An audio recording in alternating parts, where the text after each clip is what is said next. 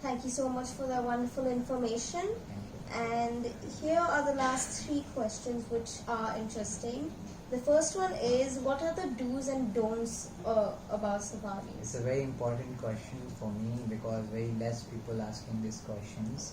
So for the safari in the jungle, the wildlife it's not a schedule for us, for the guest. We are in the schedule, but some do and don't things are like you are not wearing a bright clothes in the jungle. You are not putting a perfume like a hard perfume in the jungle.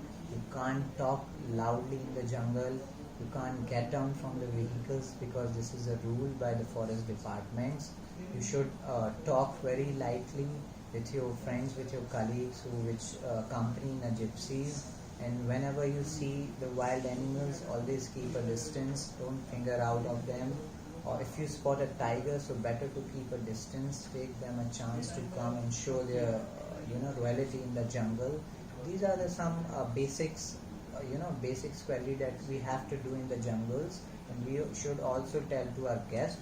So what we'll do in the jungle and what we are not doing in the jungle. So these some 4-5 points are very important to learn about for the safaris before you do. Alright, so you must have answered this question before, but what is so special about the Kanha experience? For me, Kanha always a very fascinating and very beautiful park for me, because in the Kanha tiger is not an important thing. Like if I'm talking about other parks in central India like Tadoba, Ranthambore, Bandhavgarh, people are just raised for the tigers, and if you come to the Kanha, you'll see lots of things are there. There's a history, there's a monument, there's a culture, there's a tiger stories also. There's lots of tiger encounters are happening there, and lots of interesting stories about the forest guards of the Kanha National Park, how they do patrolling, what is their schedule, how they patrolling on the elephants. So we call the Mahavat, who is handling the elephant, like a driver of elephants. So Kanha has a very rich biodiversity as well as the flora and fauna, so which is divided. So Kanha is divided in two zones, Kanha buffer zones and Kanha core zones. So core zones is divided in 4 zones: Kanha, Mutti, Sari and Kisli.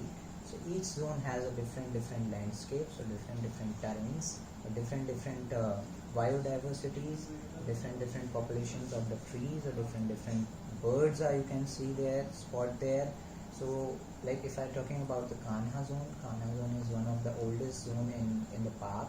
So there you can see lots of meadows and flat areas there, beautiful barasingas eating algae, or the sunrise behind of the antlers, which was a beautiful charm about the Kanha National Park, one of the beautiful view in the park. Or the Mukhi zone, which is has lots of rocky terrain, so there you can see very beautiful sighting of tigers, beautiful sightings of Chausingha, barking deer as well.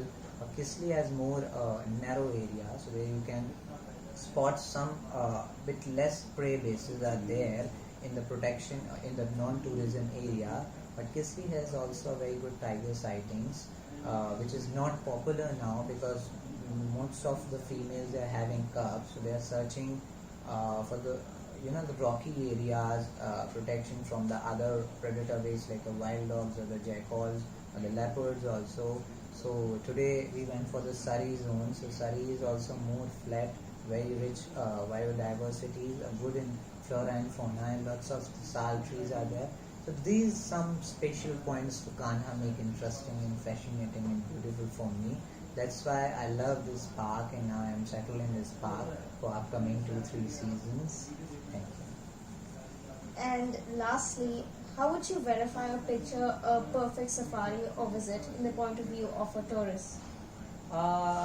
If I'm talking about tourist opinions, so it's depend about the tourist, what tourist we have now, what they have an interest to see, tigers, leopards, or the bears, or everything in the parks.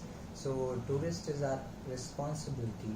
So if they want to see the tigers, if they want to see the birds, if they want to see the leopards, sloth bear, whatever, so we will search for them because animal is not easy in the park to see some like elusive cats like leopards, tigers, other cats also like jungle cat, fishing cat, or the leopards cats. So you have to track them, you have to searching them, or make something interesting story for the tourist, sharing your information, sharing your experience with the tourist, or sharing your knowledge as well, showing the birds during searching the sloth bear or wild dogs, whatever. So these kind of things make a very impressive characteristics about the wildlife, your experience. So these some things are make different for the tourist. It's an unforgettable experience you can make in front of the guest.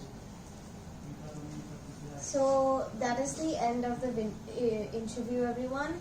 Thank you so much for watching, and thank you Yash so much for your time, and also it was a very pleasurable moment here at Kanha. If you ever want to know more facts about tigers, you can always contact Yash at Kanha Earth Lodge. And also, if you want to know more about the safaris which I am doing, I have 2 more safaris which are booked for tomorrow.